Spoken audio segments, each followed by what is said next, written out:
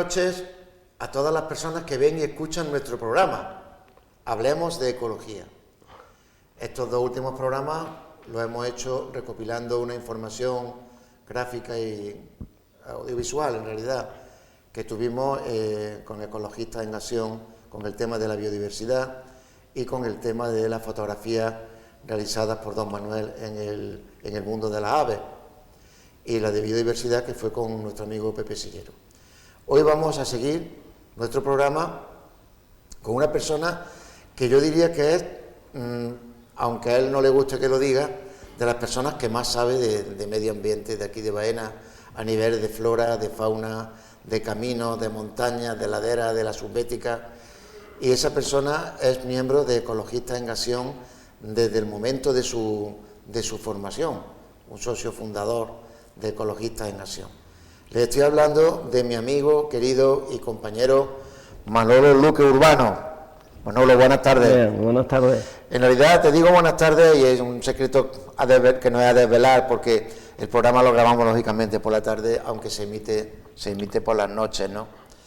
Por eso cuando me dirijo al público digo buenas noches, pero cuando estoy con la persona es irremediable decirle buenas tardes. Manolo, tú entraste en el grupo hace ya casi 40 años, 35 o más. Cuando se organizó y se fundó. Y se Fui fundó uno de los fundadores del grupo. Y la que entonces era tu novia, que ahora es tu esposa, madre de tus dos hijos, también entró por esa fecha, También ¿verdad? entró por aquella fecha. Digo, Manolo, ¿qué acciones del grupo ecologista, de las múltiples que se han realizado, desde plantaciones de árboles, temas de programas de radio, manifestaciones contra la guerra, plantaciones de distintos tipos de especies en distintos lugares de Baena? ¿Qué acción o acciones recuerdas tú que te llamen ahora la atención en tu memoria? Pues el tema de las plantaciones de árboles, las que hicimos con el Pacto Joven por el Medio Ambiente en el 1995, en el paraje del Portichuelo. Gracias a que haya labores, hay allí dos parcelas que están reforestadas con pino alepensis, encinas, hay algarrobos y hay una variedad de plantas mediterráneas y algunas autóctonas que han ido naciendo por sí solas. Y ese, ¿recuerdas tú el año, has dicho, en 1995? Y anteriores, bueno, porque posterior a esta es la plantación que hicimos aquí en el arroyo de Marbella. Sí, la del arroyo de Marbella se hizo en el 1991,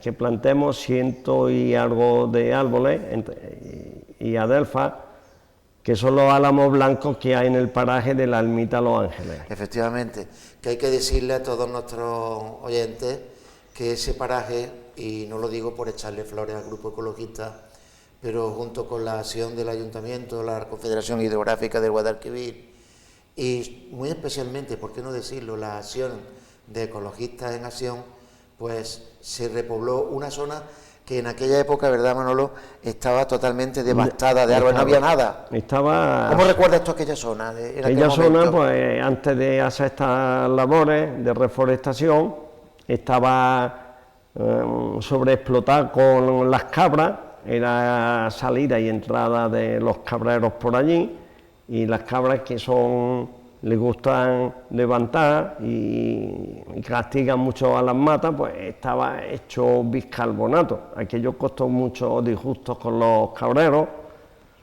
por esa historia, porque ellos no quieren obligaciones y menos de guardar una linde. Sin embargo, aquello hoy en día podemos ir, y hay entre otros, aparte de grandes cantidades de adelfa, hay álamos blancos, hay olmos, abedules, un montón de especies diferentes, fresno, también tenemos el rosal silvestre por allí, por aquella zona, y gracias a eso pues se ha convertido otra vez en un paraje en el que se puede ir uno a merendar o a pasar una noche tranquilamente allí al fresquito, ¿no? Claro, al menos se puede aprovechar para zonas de recreo. Hay muchos olmos, el olmo Pomila, que se puso unos años más tarde, y se ha ido reforestando en el margen derecho e izquierdo del río, del arroyo Marbella. Exactamente. Gracias a ello tenemos lo que se le llama un bosque de galería, que si se dejara actuar por sí solo, terminaría embovedando lo que es la caja del río, de eso le viene el nombre bosque de galería. Efectivamente, pero gracias a Dios, hombre, está el grupo ecologista que estamos allí supervisando y viendo y demás, ¿no? Hubo un tiempo, antes de que nosotros iniciáramos esa plantación, lo recordarás tú, Manolo, que daba un poco de pena porque la gente incluso se iba allí a limpiar y a fregar sus coches. Y a fregar los coches, y a tirar incluso escombros, tirar basura, que eso también se fue aburriendo, esas malas costumbres que ciertos vecinos tenían y siguen teniendo, porque si no lo tiran allí, lo tiran en otros lados. No hay sitio en el perímetro de Baena que no encuentre basura, escombros, y hoy llega a cualquier paraje, allí en el Pozo La Higuera mismo, sí, y para ver un montón de escombros y un montón de basura, solamente hay que andar por ahí. Sí. Totalmente de acuerdo, vamos, y además que yo me recuerdo en aquel momento que cuando empezamos con la plantación verdaderamente parecía imposible que aquello se restaurara, y gracias, hombre, a la colaboración del pueblo, que ha ido pues, poco a poco respetando aquello más, la acción de la parte que corresponde al Ayuntamiento, a la Confederación Hidrográfica, y, hombre, se ha logrado pues, poner aquello más o menos con una cierta dignidad ecológica, ¿no? Claro. Quería preguntarte también, Manolo, una de las actividades que yo recuerdo, aunque no he sido de las personas que más ha ido a estas salidas nocturnas, habré ido a 2 o 3 de ellas nada más, pero siempre guiadas por ti, y es precisamente esas salidas que se hacen nocturnas en luna llena, en época de finales de julio, principios de agosto, ¿no? Sí. Que en las que se apuntan muchísimos baenenses y en las que tú has sido la persona que siempre ha trazado el itinerario, porque y además ha ido comentando pues las plantas, los animales que se ven y que se ven por la noche con esa luna llena, y también algunos animales nocturnos. ¿Qué recuerdas tú de estas salidas nocturnas? ¿Se siguen haciendo? ¿Cómo comenzaron a hacerse? Eso, bueno, comenzaron haciéndose por el motivo de que en la luna llena del mes de agosto es otra forma distinta de ver el campo. Una cosa es conocer el campo de día, que hay la sombra de un cierto color, y de noche con la luna llena hay otras sombras diferentes, tanto la vegetación como en el suelo. Y si para conocer el campo hay que conocerlo en los dos baremos. En los dos baremos. Durante el día y durante la noche. Recuerdo, bueno, que a ti no había quien te cogiera porque empezaba a caminar con rapidez y eso. No, yo iba despacio, yo voy... Lo que pasa es que tú estás muy acostumbrado a trabajar y a patearte, entre comillas, el campo y lo conoces perfectamente. Pero yo recuerdo que por la noche, con esas noches de luna llena, se veía el campo a la perfección. Se ve estupendamente, igual que de día. Se ve, el campo, impresionante, ¿verdad? En el campo lo que hay que ir sin luces, porque las pupilas de los ojos se dilatan lo suficiente para ver claro. Y con los destellos de la linterna y las luces, ¿qué es lo que hacen? Las pupilas las vuelven locas, dilata, cierra.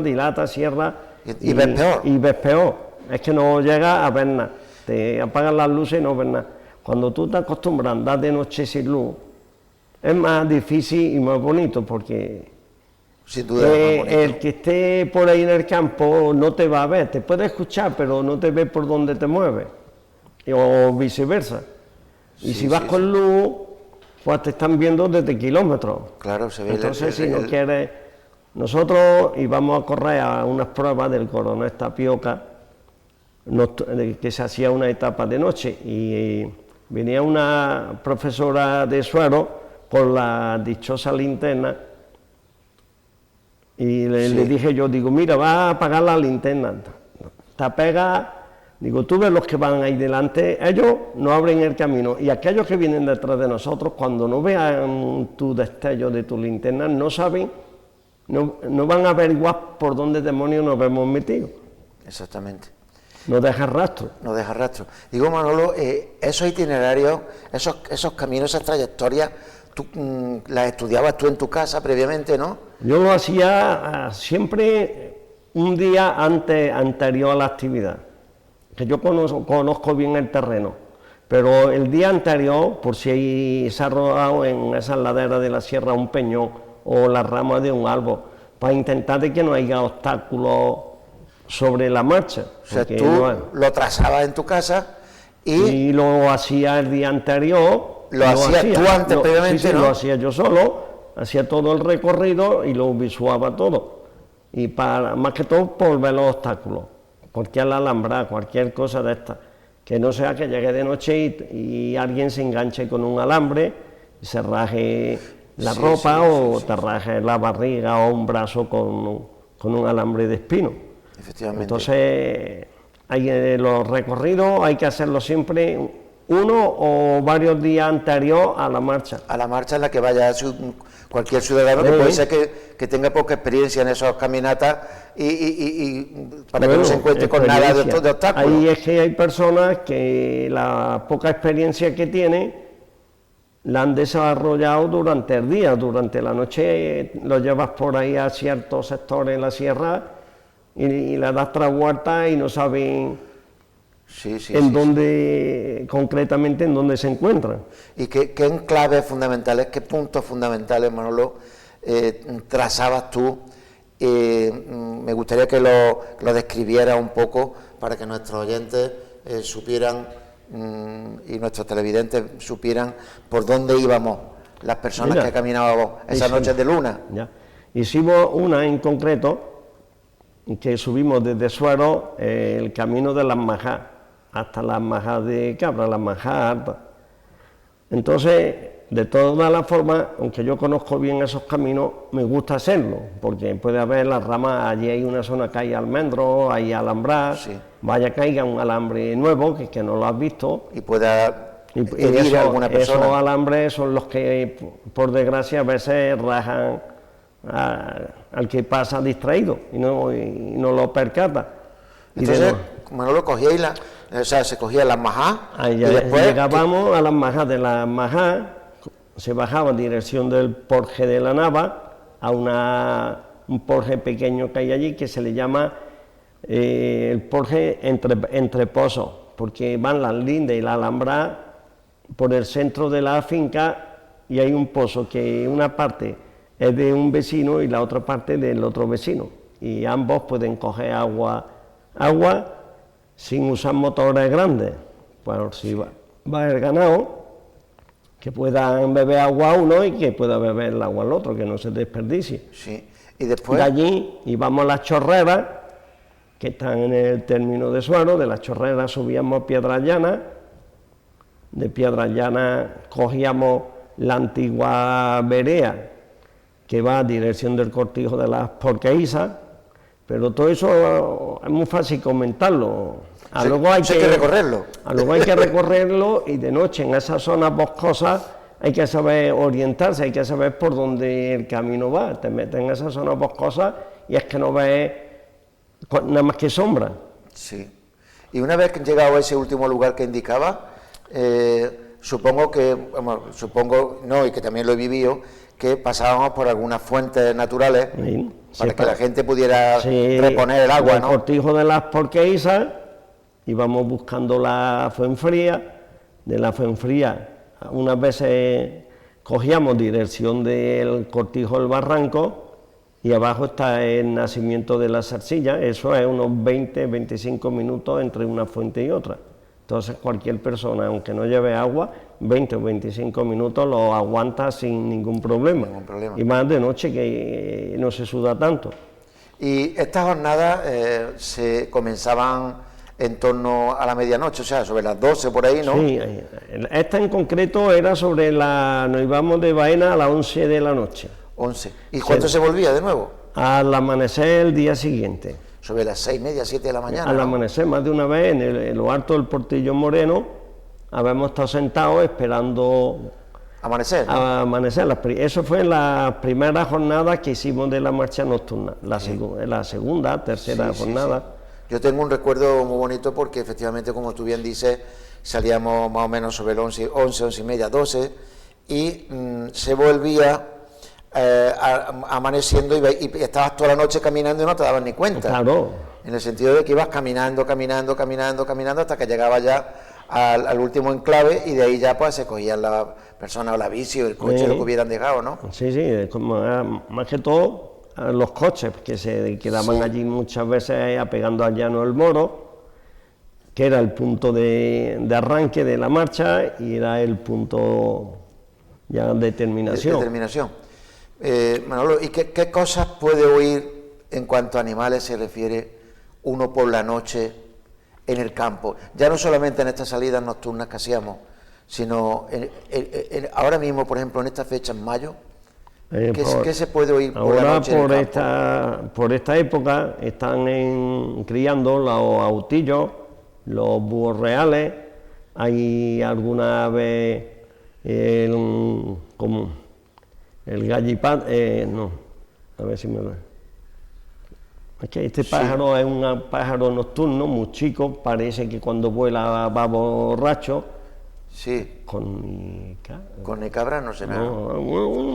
Bueno, un nombre así. Entonces estos pájaros, a ver si me voy acordando. Y poco a poco lo puedes decir cuando tú estimes. Entonces también hay muchos insectos que durante la noche están canturreando. Sí, y eso hay que gustarte. Yo me he ido solo por ahí, me han dado toda esa sierra solo y como estoy acostumbrado no me preocupa nada de lo que pueda ver, pero en fin, todo el mundo no... Porque en el campo probablemente te encuentres con menos peligrosidad que incluso en la ciudad a esa hora. 3 de las 4 de la mañana puedes ir por el campo tranquilamente, estás más seguro muchas veces que en la urbe. En el campo no te va a encontrar a esa hora nadie que vaya trastocado por la bebida. Por ejemplo. Cosa que en el pueblo van algunos que le falta calle con el coche dando rascorazos por todos los lados. Sí, y digo, Manolo, en cuanto a lo que es las plantas, porque animales, has dicho fundamentalmente pues los autillos, has dicho los búhos reales, etcétera, ¿no? Que yo de hecho los escucho, sobre todo en las zonas de olivares, se escuchan mucho ahora, ¿no? Los muchuelos también se ven algún que otro ratonero de vez en cuando por las tardes. Sí, eso es, ¿no? Durante el día. Es que durante el día. Durante la noche ve uno y durante el día ve otro. Exactamente. Esto ya incluso lo he visto yo ya casi, atardeciendo, ¿no?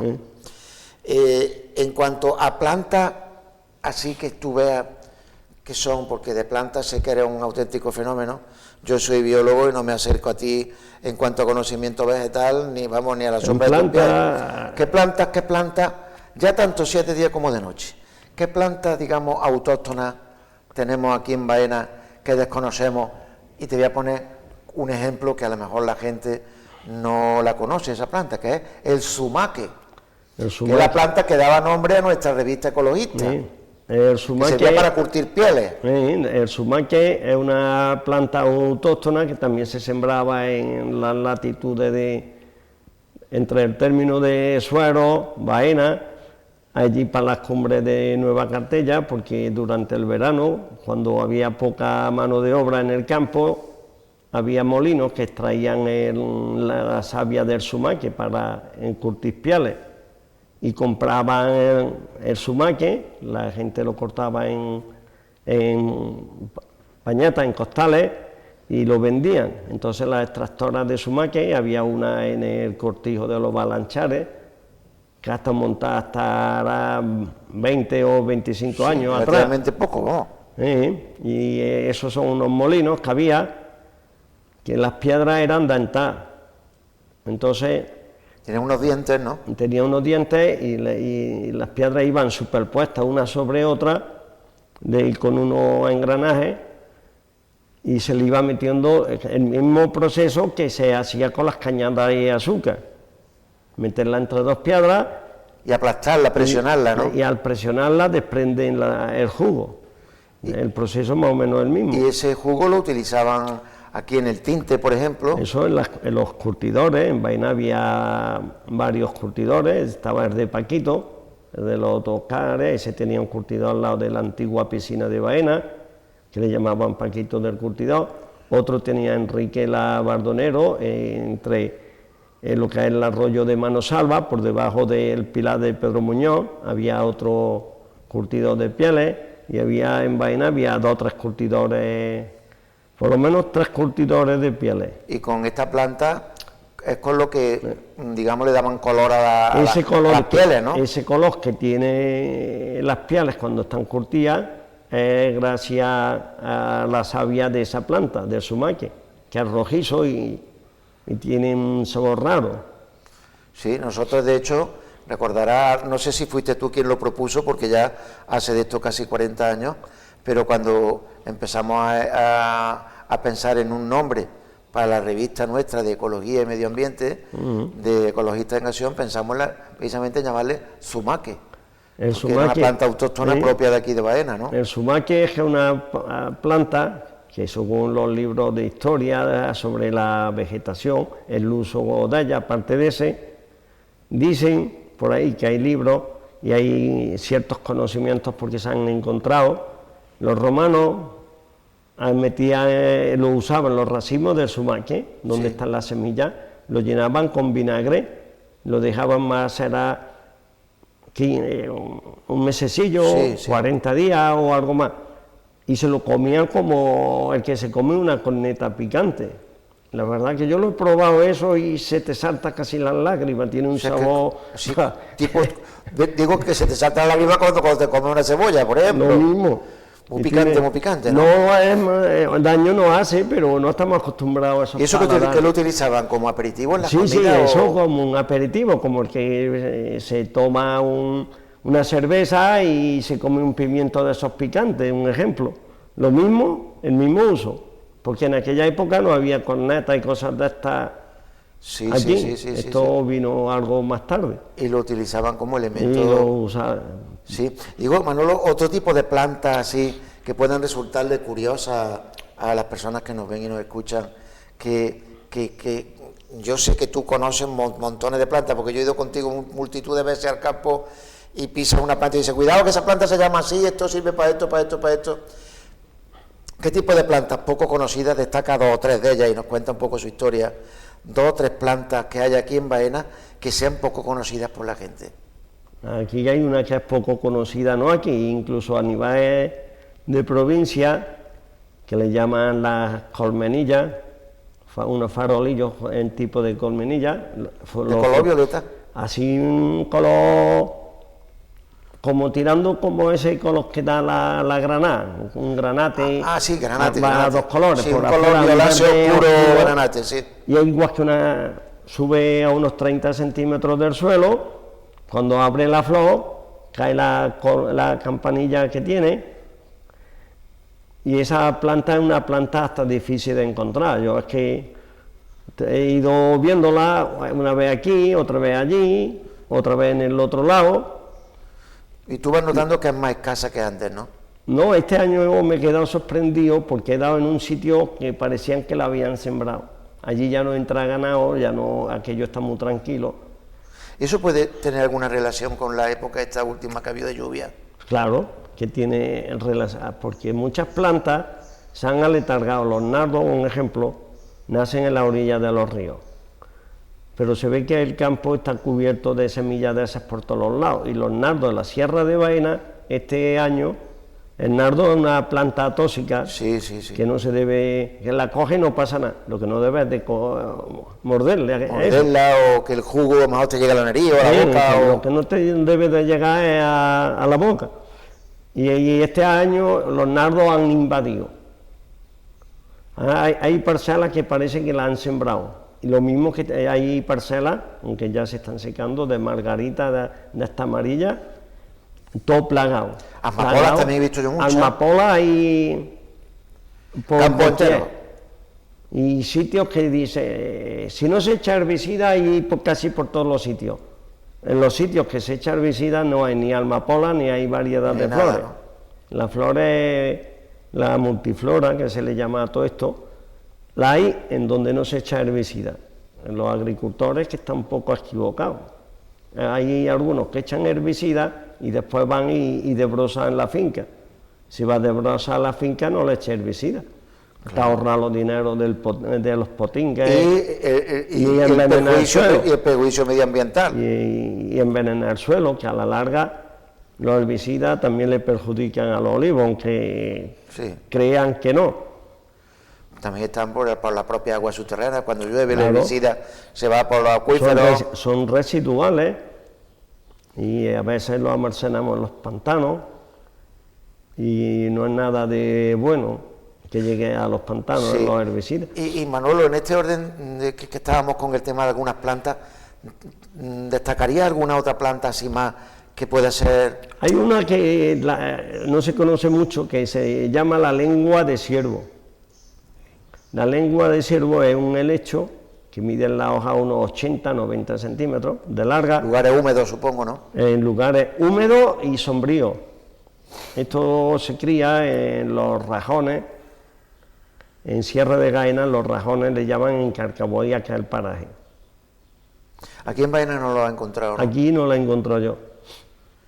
¿Y qué características tiene esa planta? Esa planta es un helecho y llega a medir unos 80-90 centímetros cada hoja. La hoja tiene más o menos un ancho de unos 10 centímetros. Sí. Y ahora con toda esta historia del cambio climático, ese paraje están las plantas que hay en el interior de esos rajones, ahí hay que bajar para abajo. Y a unos 20 o 30 metros de profundidad parece que la han sembrado. Pero el sol del mediodía, entre el mes de junio, julio, da en Llega el ahí interior. durante un tiempo. Ahí da, cuando está el sol ahí arriba, da el Y sol. tenderán a desaparecer Entonces, muchas, se han enfermado porque le han salido unas manchas de las hojas quemadas. Es como si coges un helecho y lo pones al sol en pleno verano. O sea, que requieren, digamos, un nicho ecológico muy Sí, concreto, ¿no? claro. Dentro del hábitat, un nicho muy concreto. ¿Y alguna planta así más que pueda destacar, que sea extraña? Sí, también hay otra aquí que se cría en la cuenca del río Guadalhorce. Es también una de estas matas que hace un abanico en todo su perímetro. Llegan a tener el abanico de la hoja cerca de los 3 metros de diámetro, para que te hagas una idea del volumen de la hoja. Y son hojas que llegan a medir más de 1,20 m de longitud y casi 80 centímetros de ancha.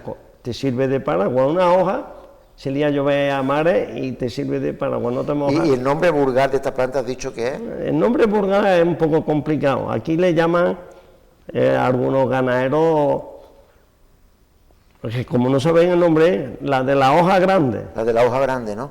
Porque es que con una hoja te cubre. ¿Y el tiene cuerpo. que estar en lugares muy húmedos? No, busca terrenos más limosos, lo que son las cuencas del río Guadalhorce. Ahí sí se crían, en los sotos que quedan, se crían en el interior. Supongo que aquí habrá agricultores que la conozcan, aunque sea por la hoja grande, la conocerán algunos agricultores, no muchos, Hombre, ¿no? claro que sí. Todo el que se mete en esos rincones, en los ríos, y lo anda todo para arriba y para abajo. Si no te metes en los rincones, tampoco la ves, que no están en el medio de donde se labra ni en donde se chapotinga. Digo, Manolo, me está resultando súper interesante el programa porque contigo es que aprende uno un montón de cosas, ¿no? ¿Qué animales hemos dicho que, igual que hemos visto algunas plantas un poco especiales, qué animales, desde insectos o cualquier tipo de invertebrado hasta aves, mamíferos, son pocos conocidos por la gente aquí, pero que están aquí, en esta zona?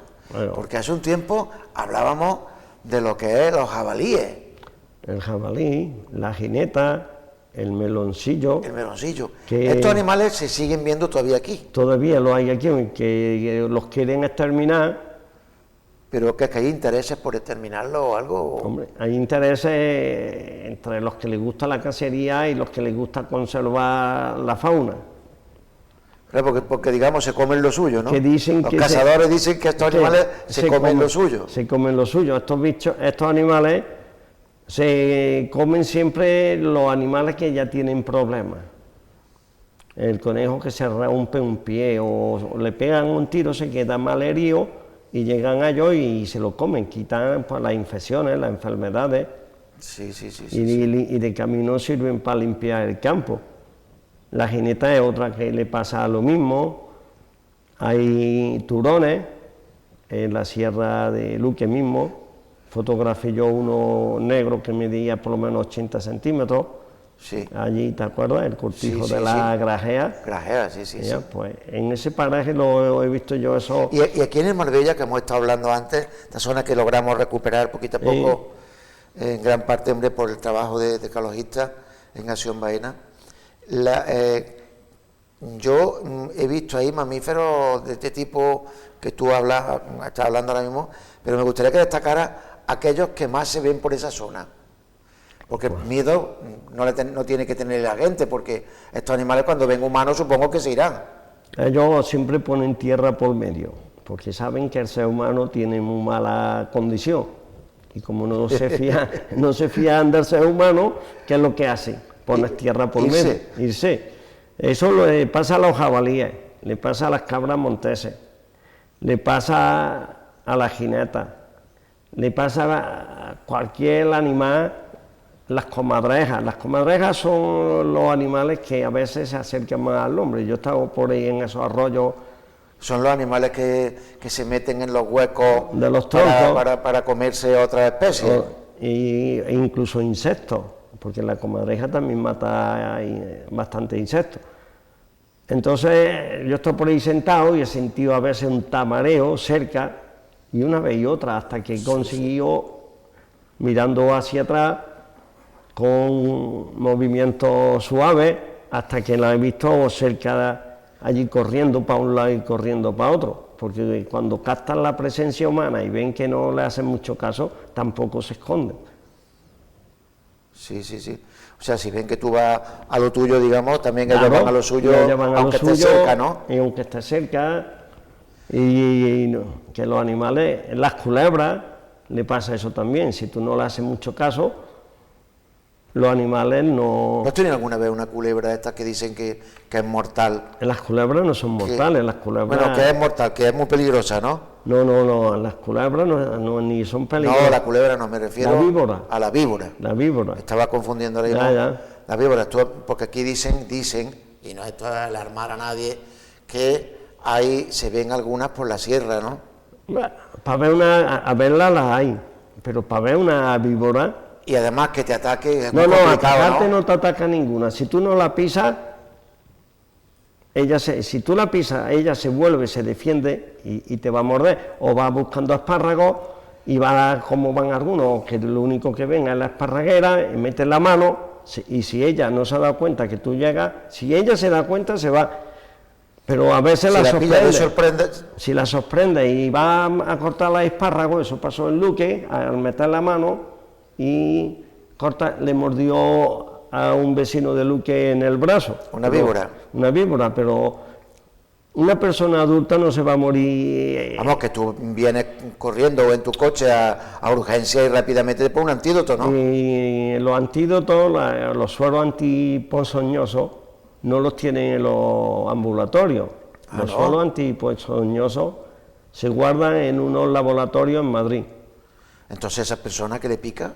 Eso tiene hoy día con los teléfonos de emergencia, las llamadas desde el centro médico, llaman al laboratorio y con un helicóptero de Madrid a cualquier pueblo de Andalucía que haya ocurrido una cosa de esta, eso tarda 2 horas en llegar. Y una persona adulta te muerde, se te inflama el brazo, se pone muy feo de color. Pero antes de que eso avance, tienes el suero antiponzoñoso puesto. Sí, porque quería decirte un poco para que las personas que nos ven y nos escuchan también diferencien. Las víboras tienen, digamos, la cabeza triangular. De forma triangular. Mientras que es más o menos redondeada la de las culebras. Culebras aquí la conoce mucha gente, la Elaphis cararis, la culebra de escalera. Bueno, la más tiene una banda es la más oscura, común, anda así como blanca y oscura, que uno la ve y se cree que te va a morder, pero esta sí que es que la he visto yo en la misma zona del Juncal, se ven bastante, no es que se vean muchísimas, pero que se ven con cierta frecuencia. Claro. Pero la víbora, eso tiene la forma triangular y una especie de cuernecillo hacia arriba. Y aquí la que hay ahí es la víbora hocicuda.